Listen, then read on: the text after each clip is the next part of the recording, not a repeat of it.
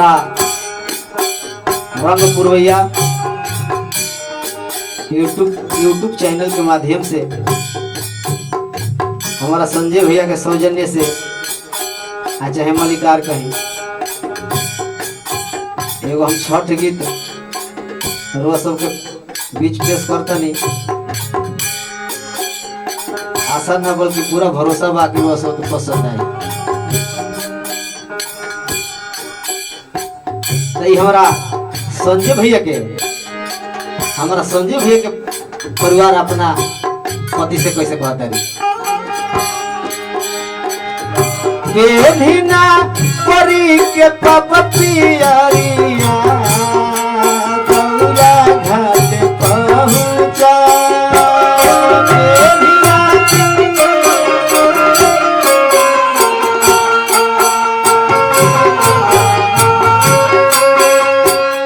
बेलिना परी के पपियरिया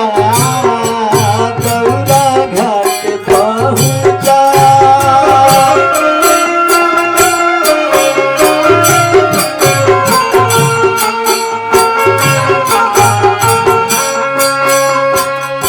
बड़ा रे कठिन से बड़ा कठिन से की व्रत के लिए बनी, बड़ा रे कठिन से हम उठवनी खेत खेत घूमी घूमी उकिया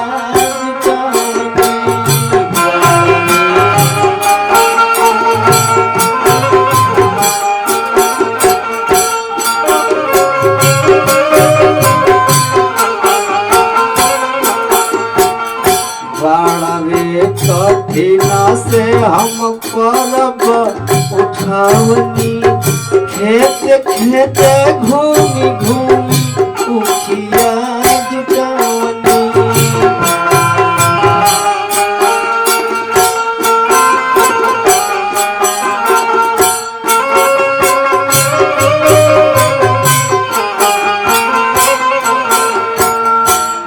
नना परमात्मा भैया हम पाते पेन्हिना परमात्मा भैया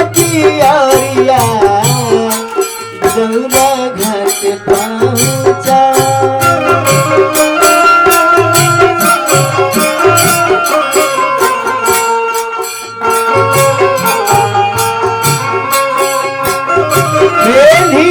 परमात्मा भैया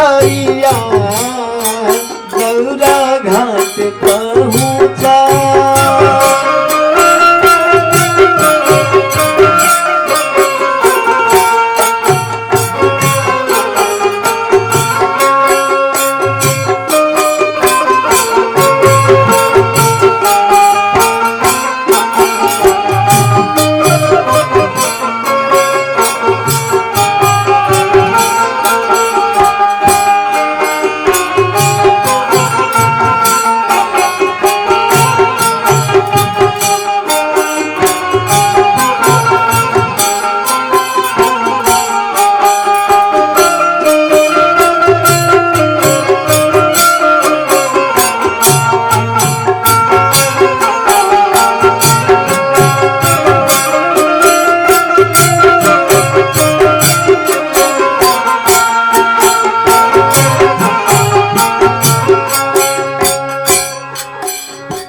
और क्या कहतरी और देखी और दूसर की स्त्री अपना पति से कहतरी गौरा सज्जा के बरनी जीव के दियारिया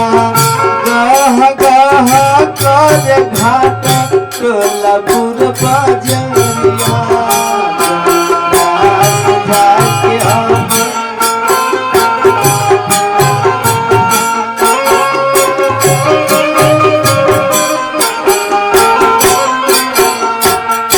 गौरा सजा के हम सुनता नहीं सब फल फलहार सब एकत्रित हो गई बा और वो तैयारी होगी दौरा साजा के बरनी घीव के दियारिया गह गह कर घाट टोला पुर बजरिया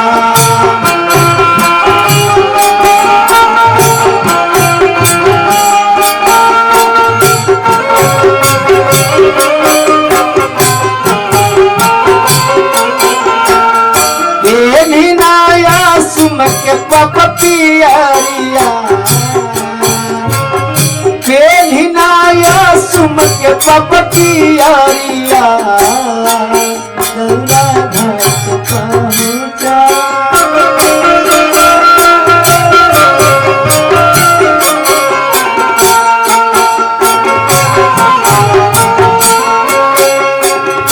पेलिनाया सुम के पपियारिया दौरा घाट पहुंचा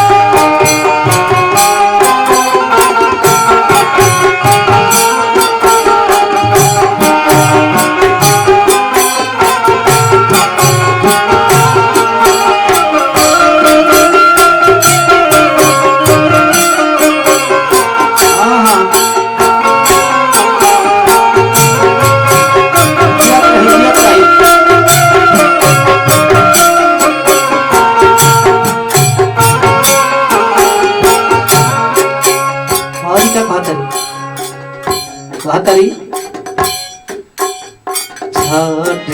मैया के हवे महिमा महान हो उनके कृपा से खेलस गोद में सनातन हो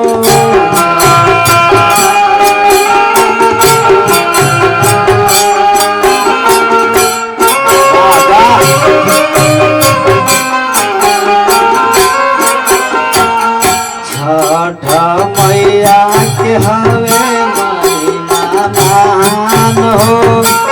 उनके कृपा से खेलस गोद में संतान हो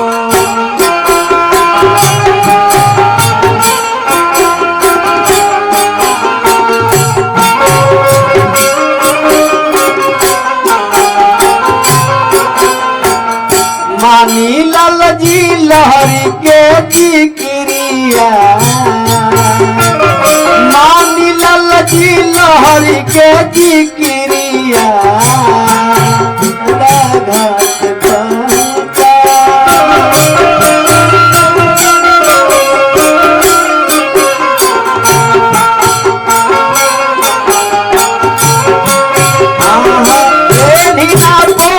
के पपियारिया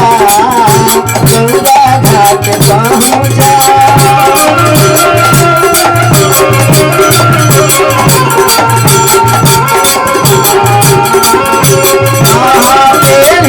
भाई पियारिया दौरा घाट पहुंचा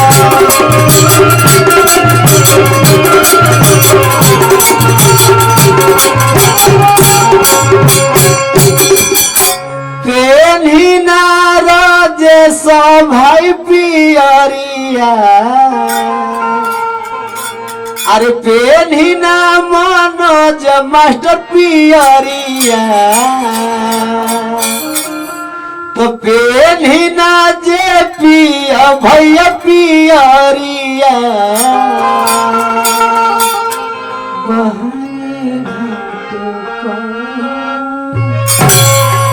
आप देख रहे हैं रंग पुरवैया, तो सब्सक्राइब कीजिए और बेल आइकन बटन को दबाइए, लाइक कमेंट्स और शेयर कीजिए।